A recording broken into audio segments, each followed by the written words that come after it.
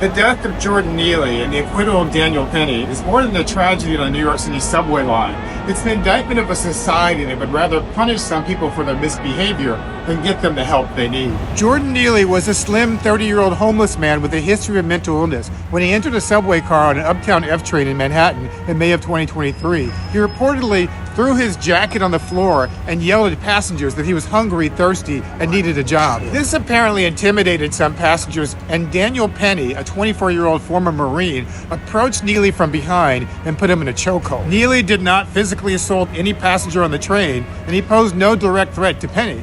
But the former Marine kept the Michael Jackson impersonator in a chokehold for nearly 6 minutes. Penny continued applying the hold, even as some bystanders warned, "You're gonna kill him." I lived in New York for 20 years, and I used to take the F train to the exact same stop where Neely was killed, on my way to the Twin Towers Wrestling Club to practice mixed martial arts at the Hamilton Fish Recreation Center. Over the years, I saw lots of struggling homeless people and lots of people with apparent mental health issues on the train, but they were never violent toward other passengers, and rarely as disruptive as the drunk guys who travel in crowds late at night. I learned MMA skills from practice, but it never occurred to me to use a rear naked choke on an unruly passenger who had not physically attacked another passenger. And even if I had to use such a maneuver, I knew it could be fatal if applied too long. So how do you justify a trained former Marine holding a frail street performer in a life-threatening chokehold for almost 6 minutes? Even if you think Penny was justified in subduing Neely initially, how is Daniel Penny a hero, as some are now calling him, for killing someone who didn't kill or seem likely to kill someone else? This is what happens when we as a society decide that some lives are disposable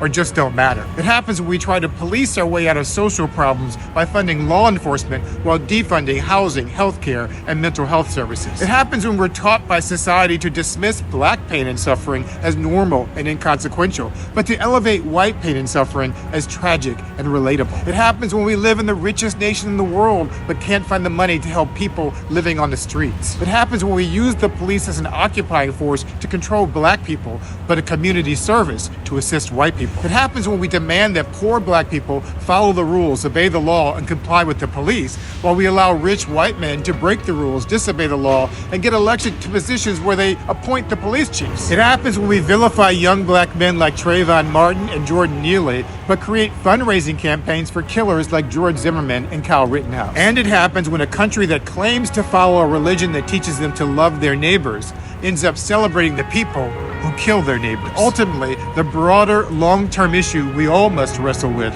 is the moral character of America.